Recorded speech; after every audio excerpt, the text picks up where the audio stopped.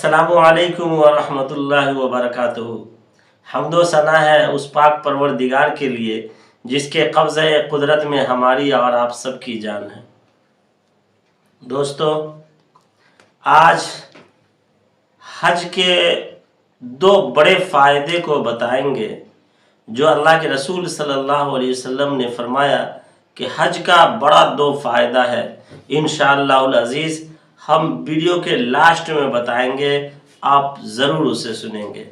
सबसे पहले आज हम जो बात करेंगे कि हज किन लोगों पे फ़र्ज़ होता है, तो उसके लिए हम समझेंगे कि हज के फ़र्ज़ होने के लिए तीन चीज़ें ज़रूरी हैं। उसमें से सबसे पहला वो कि जो हाजी हज करने के लिए इरादा करेगा, हाजी के लिए सबसे पहले पुरअमन रास्ता उसको मुयस्सर हो, अमन वाला रास्ता हो, शांति वाला। वहाँ न उसके जान का कोई ख़तरा हो, न माल का ख़तरा हो, न कोई दिक्कत पेश आए। पुरअमन रास्ता जिस शख्स को मुयस्सर हो तो उस पर हज फ़र्ज़ है, पहला नंबर। दूसरा नंबर कि जो रास्ते का खर्च हो, किराया भाड़ा और खाने पीने का जो खर्च है रास्ते का, वो उस आदमी हाजी के पास मुयस्सर हो, तो ऐसे आदमी के ऊपर हज फ़र्ज होगा। तीसरे नंबर पर कि जो हाजी हज करने के लिए जा रहा है उसके घर में जो उसके बीवी बाल बच्चे हैं या माँ बाप है जिनका खर्च उनके ऊपर, जिनकी किफ़ालत उनके ऊपर ज़रूरी है, उनके किफ़ालत का वो इंतज़ाम करके जा रहे हों, उनका खर्चे का इंतज़ाम करके जा रहे हों। अगर पुरअमन रास्ता है और रास्ते की सवारी का खर्च और रास्ते में खाने पीने का खर्च है और घर का खर्चा मुकम्मल अगर उसके पास है तो ऐसे आदमी के ऊपर हज फ़र्ज है। ऐसा आदमी के लिए ज़रूरी है कि वो हज करे। फिर अल्लाह के रसूल जनाब मुहम्मदुर रसूलुल्लाह सल्लल्लाहु अलैहि वसल्लम ने फरमाया, हज जो है ज़िंदगी में एक मर्तबा फ़र्ज़ है। जिस आदमी के पास ये चीज़ें हो तो उसको चाहिए कि वो आदमी हज करे। फिर अगर वो हज नहीं करता है तो अल्लाह के रसूल जनाब मुहम्मद रसूलुल्लाह सल्लल्लाहु अलैहि वसल्लम ने फरमाया कि उससे कोई मेरा लेना देना नहीं है कि चाहे वो यहूदी मरे या नसरानी मरे यानी ईसाई मरे, हमें उससे कोई मतलब नहीं है। हम उससे बेपरवाह हैं कि वो यहूदी मरे या नसरानी मरे। अल्लाह तबारक व तआला हमारी मौत इस्लाम के ऊपर अता फरमाए, हम मुसलमान होकर मरे और हमारे मरने के वक्त, रूह कब्ज़ होने के वक्त हमारी ज़बान पे कलमा ला इलाहा इल्लल्लाह मुहम्मदुर रसूलुल्लाह होनी चाहिए। लिहाजा हमारे ऊपर अगर हज फ़र्ज हो रहा है तो अव्वलीन मरहले में हम हज की अदायगी करें। फिर जो है यह है कि कुछ लोग जो है हज जिनके ऊपर फ़र्ज होता है वो हज नहीं करते, जाकर के उम्रा कर लेते हैं और वो ये समझते हैं कि हमने उम्रा कर लिया, समझिए हज की कोई ज़रूरत नहीं। ऐसे आदमी की मिसाल सेम उस तरीक़े से है कि जैसे किसी आदमी के ऊपर इशा की नमाज फ़र्ज़ हुई और इशा की वो 4 रकात फ़र्ज़ नमाज न पढ़ करके जाकर के नफल नमाज 4 रकात पढ़ करके आ जाए और वो समझे कि फ़र्ज़ की अदायगी हो गई। फ़र्ज़ का मकाम अपनी जगह पे है और नफल का मकाम अपनी जगह पे है। हज की अदायगी अपनी जगह पर एक अलग मुसल्लम मकाम और फ़र्जियत रखती है और उम्रा का सवाब और अजर अपनी जगह पे मुसल्लम है।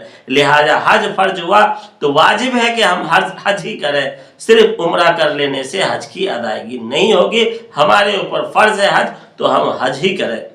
फिर अल्लाह के रसूल सल्लल्लाहु अलैहि वसल्लम ने एक मौके से इरशाद फरमाया कि हज करने में तुम जल्दी करो। कि अगर आपके ऊपर हज फ़र्ज हो गया, जो चीज़ें हज के लिए ज़रूरी हैं वो ज़रूरियात आपके पास आ गई तो आप हज में जल्दी करें। हो सकता है कि आइंदा साल आप हज ना कर सकें, आपके पास वो ताकत ना रहे कि आप हज कर सकें। फिर अल्लाह के रसूल सल्लल्लाहु अलैहि वसल्लम ने एक दूसरी हदीस में फरमाया कि तुम हज में जल्दी करो, हो सकता है कि आइंदा साल तुम्हारे जिस्म में ताकत, सलाहियत, कुव्वत न हो, तुम किसी बीमारी में गिरफ्तार हो जाओ, कोई मुसीबत में गिरफ्तार हो जाओ, तो इतना बड़ा जो अजर व सवाब वाला फरीज़ा है, इतना बड़ा अहम मकाम रखने वाली इबादत हज की इबादत है, उस इबादत से महरूम हो जाओ। तो इस महरूमियत से बचने के लिए, इस महरूमी से बचने के लिए جیسے ہی حج فرض ہوا تو حج کرنے میں ہم جلدی کریں۔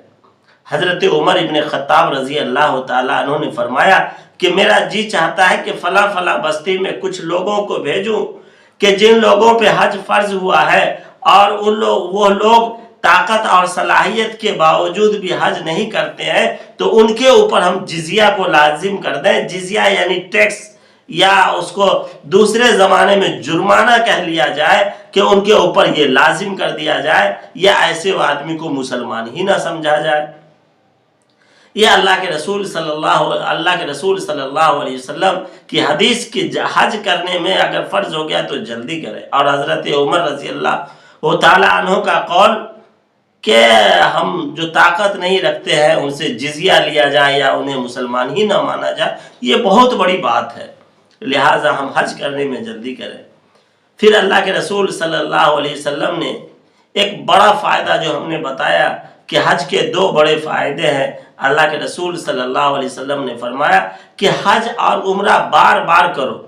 اگر اللہ نے صلاحیت دیا ہے تو ایک مرتبہ حج کر لیا، عمرہ کر لیا، پھر اللہ صلاحیت دے تو پھر حج عمرہ کرے، پھر اللہ صلاحیت دیا ہے تو پھر حج عمرہ کرے۔ یہ جب بار بار حج عمرہ کریں گے تو اس کے بڑے 2 فائدے ہیں۔ اللہ کے رسول جناب محمد رسول اللہ صلی اللہ علیہ وسلم نے فرمایا کہ ایک بڑا فائدہ تو یہ ہے کہ اللہ فقیری کو دور کرے گا، غریبی کو دور کرے گا، محتاجی کو دور کرے گا، تنگ دستی کو دور کرے گا، اور غنا عطا فرمائے گا، دولت عطا فرمائے گا، مالداری عطا فرمائے گا۔ یہ ایک بڑا فائدہ۔ دوسرا بڑا فائدہ یہ ہے کہ اللہ تبارک و تعالی ہمارے سیئات کو، ہمارے گناہوں کو، ہماری کمی کوتاہی کو، جو اللہ کے حق حقوق میں ہم سے جو کوتاہیاں ہوئی ہیں، اللہ اس کو معاف فرمائے گا۔ تو بار بار حج کرنا چاہیے۔ تو اللہ تبارک و تعالیٰ ایک فائدہ جو ہمیں اللہ محتاجی سے دور کرے گا، غنا عطا فرمائے گا، اور دوسرا فائدہ جو ہے مصیبت سے دوسرا فائدہ جو اللہ تبارک و تعالیٰ گناہ سے نکالے گا، ہمارے گناہ کو دھو ڈالے گا، ہمارے گناہوں کو زائل کر دے گا، اور ہمارے گناہوں کو اللہ تبارک و تعالیٰ معاف کر دے گا۔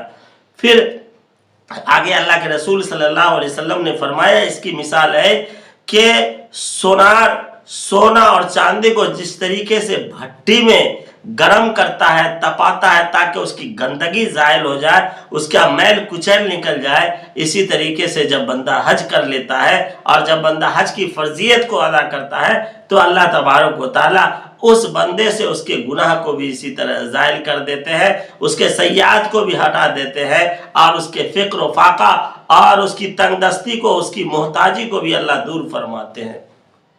پھر ایک حدیث میں فرمایا گیا کہ جب حاجی حج کر کے عرفات سے لوٹتا ہے فارغ ہو کر کے، تو اس دن شیطان اتنا روتا ہے کہ وہ پوری زندگی میں اتنا کبھی نہیں رویا ہو کہ جب حاجی حج کر کے لوٹتا ہے تو پورے گناہ سے اس طرح سے پاک و شفاف ہوتا ہے، پورے گناہ سے اس طرح سے دھلا ہوا ہوتا ہے کہ گویا کہ اس کی ماں نے آج ہی جنم دیا اس حاجی کو، اس کے نام اعمال میں، اس کے کھاتے میں کوئی گناہ ہی نہیں ہوتا۔ شیطان روتا ہے، چیختا ہے، بلبلاتا ہے، کہتا ہے کہ اس کے اب تک کی زندگی میں کہ 40 سال 45 سال کی عمر ہوئی، 50 سال 55 سال کی عمر تک ہم نے اس کے گناہ کے کرانے کے لیے پوری قد و کاوش کی، پوری تگ و دو کی، پوری محنت کر کے اس کو گناہ کروایا اور گناہوں کے دلدل میں پوری طریقے سے اسے پھنسا دیا، لیکن آج اس نے حج کر کے اپنے گناہ کو دھو ڈالا، اپنے گناہ کو زائل کروا لیا، اللہ سے معافی کروا لیا، تو شیطان اس دن روتا ہے۔ تو اللہ تبارک و تعالی حج کرنے سے تمام گناہوں سے پاک و صاف کرتا ہے۔ جو بڑا 2 انعام ہے، پہلا انعام اللہ تبارک و تعالی جو عطا فرماتا ہے، تنگ دستی غریبی کو دور کرتا ہے، اور دوسرا جو ہے اللہ تبارک و تعالی ہمارے گناہوں کو معاف فرماتا ہے۔ تو اس لیے ہمیں اگر مالداری چاہیے، غریبی سے ہمیں دور ہٹنا ہے، تو اللہ تبارک و تعالیٰ کے عشق میں پاگل ہو کر کے دیوانگی کے ساتھ حج کا مصمم ارادہ کریں اور حج کے لیے جائیں، اور دوسرا اپنے گناہوں کو اگر معافی کرانا ہے تو دیوانے بن کر کے حج کرنے کا ارادہ کرے اور حاجی بن جائے اور حج کے لیے پہنچے اور وہاں جا کر کے مصمم ارادہ کرے اور توبہ کرے کہ انشاءاللہ آج کے بعد میرے دل کی دنیا بدل جائے گی، گناہ میری زندگی سے زائل ہو جائیں گے، گناہ کا تصور بھی میرے دماغ میں نہیں آئے گا۔ اللہ تبارک و تعالیٰ سے یہ دعا کریں گے تو اللہ تبارک و تعالیٰ جو ہے ہمیں کامیاب و کامران کرے گا۔ حج کے اس دو فائدے کو یاد رکھے، انشاءاللہ اللہ تبارک و تعالیٰ ہمارے حج کو حج مبرور بنا دے گا انشاءاللہ العزیز۔ آئندہ ہم حج کی حکمت کو اور حج کے فلسفے کو بتائیں گے کہ اللہ نے حج میں کیا حکمت اور کیا فلسفہ رکھا ہے۔ انشاءاللہ آئندہ ویڈیو کو دیکھیں گے، ہم حج کی حکمت اور حج کے فلسفے کو بتائیں گے۔ اللہ تبارک و تعالیٰ ہمیں جو ہے حج کرنے کی توفیق عطا فرمائے، اور جو لوگ بھی اس سال حج کے لیے جا رہے ہیں اللہ تبارک و تعالیٰ ان تمام لوگوں کے حج کو حج مبرور عطا فرمائے۔ اور تمام حاجیوں سے گزارش ہے کہ اس بندہ حقیر کے لیے بھی دعا کریں اور جا کر کے دربار رسالت مآب صلی اللہ علیہ وسلم میں روضہ اطہر پر جا کر کے حاضری ہو تو میرا سلام عرض کریں۔ اللہ تبارک و تعالیٰ آپ لوگوں کے حج کو حج مبرور بنا دے۔ السلام علیکم ورحمۃ اللہ وبرکاتہ۔ اللہ آپ سب کا حامی و ناصر ہو۔